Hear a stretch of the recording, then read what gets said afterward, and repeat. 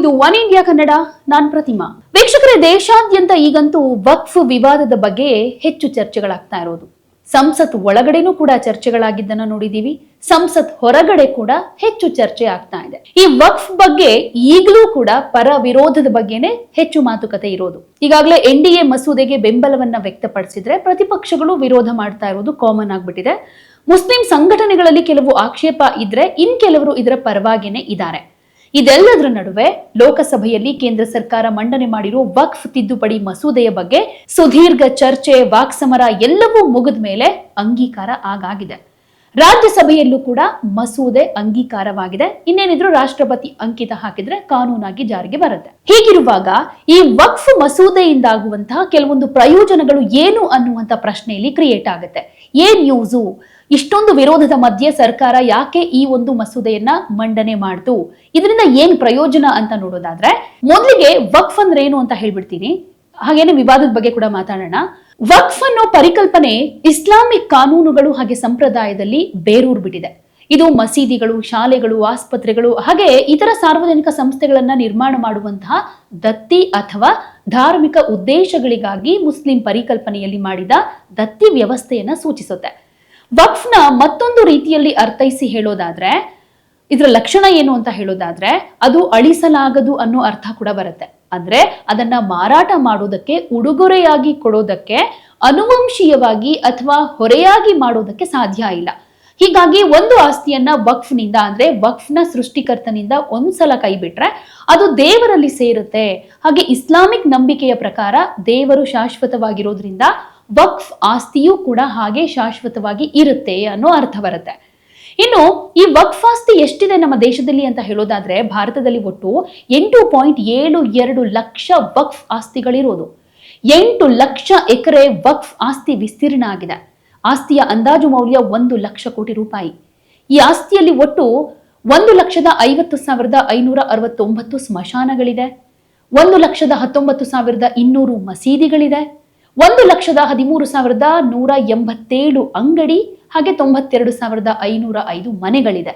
ಇನ್ನು 1,40,788 ಕೃಷಿ ಭೂಮಿಗಳಿದೆ. ವಕ್ಫ್ ಆಸ್ತಿ ವ್ಯಾಪ್ತಿಯಲ್ಲಿ 33,492 ಧಾರ್ಮಿಕ ಸ್ಥಳಗಳು ಕೂಡ ಇದೆ. ಒಟ್ಟಾರೆ ದೇಶದಲ್ಲಿ 32 ವಕ್ಫ್ ಮಂಡಳಿಗಳು ಕೂಡ ಇದೆ.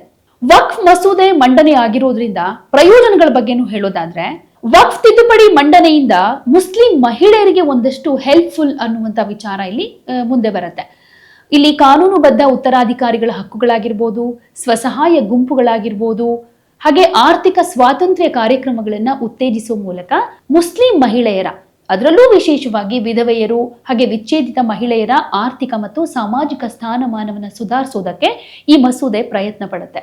ಹೆಚ್ಚುವರಿಯಾಗಿ ಮಸೂದೆ ಮುಸ್ಲಿಂ ಮಹಿಳೆಯರ ಪ್ರಯೋಜನಕ್ಕಾಗಿ ಈ ಕೆಳಗಿನವುಗಳನ್ನ ಉದ್ದೇಶಿತ ಕಾರ್ಯ ಸಾಧಿಸೋ ಗುರಿಯನ್ನ ಹೊಂದಿದೆ. ಅದರಲ್ಲಿ ವಕ್ಫ್ ನಿರ್ವಹಣೆಯಲ್ಲಿ ಪಾರದರ್ಶಕತೆ ಇರಬೇಕಾಗತ್ತೆ. ಭ್ರಷ್ಟಾಚಾರವನ್ನ ನಿಗ್ರಹಿಸೋದಕ್ಕೆ ವಕ್ಫ್ ದಾಖಲೆಗಳನ್ನ ಡಿಜಿಟಲೀಕರಣಗೊಳಿಸೋದಾಗಿರುತ್ತೆ.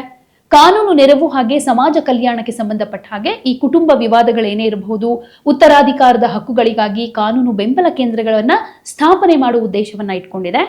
ಇನ್ನು ಸಾಂಸ್ಕೃತಿಕ ಹಾಗೆ ಧಾರ್ಮಿಕ ಗುರುತು ಅಂತ ಬಂದಾಗ, ಈ ಸಾಂಸ್ಕೃತಿಕ ಸಂರಕ್ಷಣೆ ಮತ್ತು ಅಂತರ್ಧರ್ಮೀಯ ಸಂವಾದವನ್ನ ಬಲಪಡಿಸೋ ಪ್ರಯತ್ನ ಮಾಡುತ್ತೆ.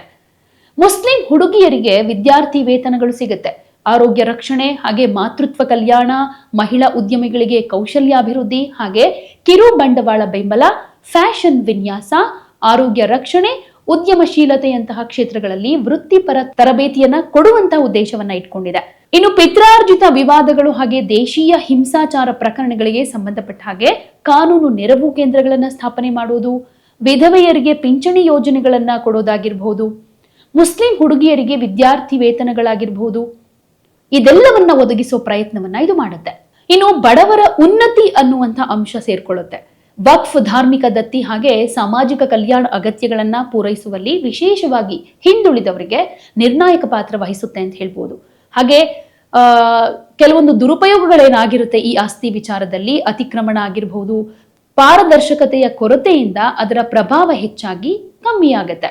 ಬಡವರಿಗಾಗಿ ವಕ್ಫ್ನ ಕೆಲವು ಪ್ರಮುಖ ಪ್ರಯೋಜನಗಳೇನಂತಂದ್ರೆ, ನಾನು ಆಗ್ಲೇ ಹೇಳ್ದಾಗೆ ಪಾರದರ್ಶಕತೆ ಹಾಗೆ ಹೊಣೆಗಾರಿಕೆಗಾಗಿ ಸಂಪೂರ್ಣ ವ್ಯವಸ್ಥೆಯ ಡಿಜಿಟಲೀಕರಣ ಆಗುತ್ತೆ.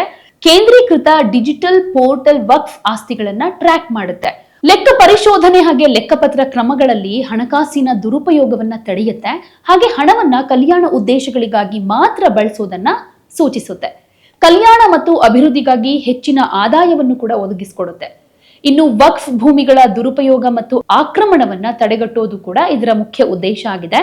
ವಕ್ಫ್ ಮಂಡಳಿಗಳಿಗೆ ಆದಾಯ ಹೆಚ್ಚಾಗುತ್ತೆ. ಇದರಿಂದ ಕಲ್ಯಾಣ ಕಾರ್ಯಕ್ರಮಗಳನ್ನ ವಿಸ್ತರಣೆ ಮಾಡೋದಕ್ಕೆ ಸಂಪನ್ಮೂಲ ಲಭ್ಯವಾಗಿ ಅವರಿಗೆ ಹೆಚ್ಚಿನ ಅವಕಾಶ ಕೂಡ ಸಿಗುತ್ತೆ. ಇನ್ನು ಆರೋಗ್ಯ ರಕ್ಷಣೆ, ಶಿಕ್ಷಣ, ವಸತಿ ಹಾಗೆ ಜೀವನೋಪಾಯದ ಬೆಂಬಲಕ್ಕೂ ಕೂಡ ಹಣವನ್ನ ಶೇರ್ ಮಾಡುತ್ತೆ. ಇದು ಆರ್ಥಿಕವಾಗಿ ದುರ್ಬಲ ವರ್ಗಗಳಿಗೆ ನೇರವಾಗಿ ಪ್ರಯೋಜನವನ್ನ ಕೊಡುತ್ತೆ. ಇನ್ನು ನಿಯಮಿತ ಲೆಕ್ಕ ಪರಿಶೋಧನೆಗಳು, ತಪಾಸಣೆಗಳು ಹಣಕಾಸಿನ ಶಿಸ್ತನ್ನ ಉತ್ತೇಜಿಸುತ್ತೆ. ವಕ್ಫ್ ನಿರ್ವಹಣೆಯಲ್ಲಿ ಸಾರ್ವಜನಿಕ ವಿಶ್ವಾಸವನ್ನು ಕೂಡ ಇದು ಬಲಪಡಿಸುತ್ತೆ. ಇನ್ನು ಆಡಳಿತಾತ್ಮಕ ಸವಾಲುಗಳನ್ನ ಕೂಡ ಪರಿಹರಿಸೋದು ಇದರ ಮುಖ್ಯ ಉದ್ದೇಶ. ವಕ್ಫ್ ತಿದ್ದುಪಡಿ ಮಸೂದೆ 2025 ಆಡಳಿತವನ್ನ ಸುಧಾರಿಸೋ ಗುರಿಯನ್ನ ಇಟ್ಕೊಂಡಿದೆ. ಆಸ್ತಿ ನಿರ್ವಹಣೆಯಲ್ಲಿ ಪಾರದರ್ಶಕತೆಯನ್ನ ಹೆಚ್ಚು ಮಾಡುವುದು, ವಕ್ಫ್ ಮಂಡಳಿಗಳು ಹಾಗೆ ಸ್ಥಳೀಯ ಅಧಿಕಾರಿಗಳ ನಡುವಿನ ಸಮನ್ವಯವನ್ನ ಸುವ್ಯವಸ್ಥೆಗೊಳಿಸೋದು, ಪಾಲುದಾರರ ಹಕ್ಕುಗಳನ್ನ ರಕ್ಷಣೆ ಮಾಡೋದು ಅಂತ ಅವರಿಗೆ ಒಂದು ಭರವಸೆಯನ್ನ ಕೊಡೋದು, ಹಿಂದುಳಿದ ವರ್ಗಗಳು ಹಾಗೆ ಮುಸ್ಲಿಂ ಸಮುದಾಯಗಳ ಇತರ ಪಂಗಡಗಳ ಸಬಲೀಕರಣವನ್ನ ಮಾಡುತ್ತೆ. ರಾಜ್ಯ ಅಥವಾ ಕೇಂದ್ರಾಡಳಿತ ಪ್ರದೇಶಗಳ ವಕ್ಫ್ ಮಂಡಳಿಗಳಲ್ಲಿ ಬೊಹ್ರಾ ಮತ್ತು ಅಗಖಾನಿಗಳಿಂದ ತಲಾ ಒಬ್ಬ ಸದಸ್ಯರನ್ನ ಸೇರಿಸೋದು ಮಸೂದೆಯ ಉದ್ದೇಶ. ಹಾಗೇನೆ ಮಂಡಳಿ ಶಿಯಾ ಮತ್ತು ಸುನ್ನಿ ಸದಸ್ಯರನ್ನ ಹೊರತುಪಡಿಸಿ ಹಿಂದುಳಿದ ವರ್ಗಗಳಿಗೆ ಸೇರಿದ ಮುಸ್ಲಿಮರ ಪ್ರಾತಿನಿಧ್ಯವನ್ನ ಕೂಡ ಹೊಂದಿರುತ್ತೆ. ಪುರಸಭೆಗಳು ಅಥವಾ ಪಂಚಾಯತ್ಗಳಿಂದ 2 ಅಥವಾ ಹೆಚ್ಚಿನ ಚುನಾಯಿತ ಸದಸ್ಯರನ್ನ ಒಳಗೊಂಡಿರುತ್ತೆ. ವಕ್ಫ್ ವ್ಯವಹಾರಗಳಲ್ಲಿ ಸ್ಥಳೀಯ ಆಡಳಿತವನ್ನ ಇದು ಬಲಪಡಿಸೋದಕ್ಕೆ ಒಂದು ಒಳ್ಳೆ ಪ್ರಯತ್ನ ಕೂಡ ಇದಾಗಿದೆ ಅಂತ ಹೇಳ್ಬೋದು. ಇನ್ನು ಪದನಿಮಿತ್ತ ಸದಸ್ಯರನ್ನ ಹೊರತುಪಡಿಸಿದ್ರೆ ಮಂಡಳಿ ಅಥವಾ ಕೌನ್ಸಿಲ್ನಲ್ಲಿ 2 ಮುಸ್ಲಿಮೇತರ ಸದಸ್ಯರನ್ನು ಕೂಡ ಇದು ಹೊಂದಿರುತ್ತೆ. ಇನ್ನು ಈ ವಕ್ಫ್ ತಿದ್ದುಪಡಿ ಮಸೂದೆ 2025 ಅನ್ನೋದು ವಕ್ಫ್ ಆಡಳಿತಕ್ಕಾಗಿ ಜಾತ್ಯತೀತ, ಪಾರದರ್ಶಕ ಹಾಗೆ ಜವಾಬ್ದಾರಿಯುತ ವ್ಯವಸ್ಥೆಯನ್ನ ಸ್ಥಾಪಿಸುತ್ತೆ. ವಕ್ಫ್ ಆಸ್ತಿಗಳು ಧಾರ್ಮಿಕ ಹಾಗೆ ದತ್ತಿ ಉದ್ದೇಶಗಳನ್ನ ಪೂರೈಕೆ ಮಾಡಿದ್ರೂ ಅವುಗಳ ನಿರ್ವಹಣೆ ರಚನಾತ್ಮಕ ಆಡಳಿತದ ಅಗತ್ಯ ಇರೋ ಕಾನೂನು, ಹಣಕಾಸು ಮತ್ತು ಆಡಳಿತಾತ್ಮಕ ಜವಾಬ್ದಾರಿಗಳನ್ನ ಒಳಗೊಂಡಿರುತ್ತೆ. ರಾಜ್ಯ ವಕ್ಫ್ ಮಂಡಳಿಗಳು ಹಾಗೆ ಕೇಂದ್ರ ವಕ್ಫ್ ಕೌನ್ಸಿಲ್ ಪಾತ್ರ ಧಾರ್ಮಿಕ ಅಲ್ಲ, ಇದು ಧಾರ್ಮಿಕ ಕಾರ್ಯ ಕೂಡ ಅಲ್ಲ, ಆದರೆ ನಿಯಂತ್ರಕ ಕಾರ್ಯ ಚಟುವಟಿಕೆ ಅಂತ ಹೇಳಲಾಗ್ತಿದೆ. ಕಾನೂನು ಅನುಸರಣೆಯನ್ನ ಇದು ಖಚಿತಪಡಿಸುತ್ತೆ ಹಾಗೆ ಸಾರ್ವಜನಿಕ ಹಿತಾಸಕ್ತಿಯನ್ನು ಕಾಪಾಡುತ್ತೆ. ಪರಿಶೀಲನೆಗಳಾಗಿರ್ಬೋದು, ಸಮತೋಲನಗಳನ್ನ ಪರಿಚಯಿಸುವ ಮೂಲಕ, ಪಾಲುದಾರರಿಗೆ ಅಧಿಕಾರ ನೀಡುವ ಮೂಲಕ ಹಾಗೆ ಆಡಳಿತವನ್ನ ಸುಧಾರಿಸುವ ಮೂಲಕ ಈ ಮಸೂದೆ ಭಾರತದಲ್ಲಿ ವಕ್ಫ್ ಆಡಳಿತಕ್ಕಾಗಿ ಪ್ರಗತಿಪರ ಮತ್ತೆ ನ್ಯಾಯಯುತ ಹಾಗೆ ಸಮೂಲಾಗ್ರ ಚೌಕಟ್ಟನ್ನ ಹೊಂದಿಸುತ್ತೆ. ಕೆಲವರಲ್ಲಿ ಈಗಲೂ ಒಂದು ಕನ್ಫ್ಯೂಷನ್ ಇದೆ, ಈ ವಕ್ಫ್ ತಿದ್ದುಪಡಿ ಯಾಕೆ ಬೇಕಾಗಿತ್ತು, ಈ ಹಿಂದೆ ವಕ್ಫ್ ಕಾನೂನು ಯಾವ ರೀತಿಯಾಗಿತ್ತು, ಇವಾಗ ಹೇಗಿದೆ ಅನ್ನೋದ್ರ ಬಗ್ಗೆ. ಸೊ ಅದ್ರ ಬಗ್ಗೆನೇ ಹೇಳೋದಾದ್ರೆ ಮೊದಲಿಗೆ ವಕ್ಫ್ ಕಾನೂನು ಹಿಂದೆ ಹೇಗಿತ್ತು ಅನ್ನೋದನ್ನ ಹೇಳ್ತೀನಿ. ಮೊದಲು ಯಾರು ಬೇಕಾದ್ರೂ ವಕ್ಫ್ಗೆ ಭೂಮಿ ದಾನ ಮಾಡಬಹುದಾಗಿತ್ತು. ಮುಸ್ಲಿಮರೇ ಆಗ್ಬೇಕು ಅಂತೇನಿರ್ಲಿಲ್ಲ. ಆಸ್ತಿ ಬಗ್ಗೆ ಯಾವುದೇ ತಕರಾರುಗಳನ್ನ ವಕ್ಫ್ ಮಂಡಳಿಯೇ ನಿರ್ವಹಣೆ ಮಾಡ್ತಾ ಇತ್ತು. ವಕ್ಫ್ ಕುರಿತ ವ್ಯಾಜ್ಯಗಳಲ್ಲಿ ಕೋರ್ಟ್ ಮಧ್ಯಪ್ರವೇಶ ಮಾಡೋ ಹಾಗಿರ್ಲಿಲ್ಲ. ಹಾಗೆ ವಕ್ಫ್ಗೆ ಪರಮಾಧಿಕಾರ ನೀಡೋದಕ್ಕೆ ಸೆಕ್ಷನ್ 40 ಜಾರಿಯಲ್ಲಿತ್ತು. ಭೂಮಿ ಪರಿಶೀಲನೆಗೆ ಡಿಸಿಗೆ ಸಂಪೂರ್ಣ ಅಧಿಕಾರ ಇತ್ತು. ಮಂಡಳಿಯಲ್ಲಿ ಕೇವಲ ಒಬ್ಬ ಮುಸ್ಲಿಮೇತರ ಸದಸ್ಯ ಇರಬಹುದಾಗಿತ್ತು.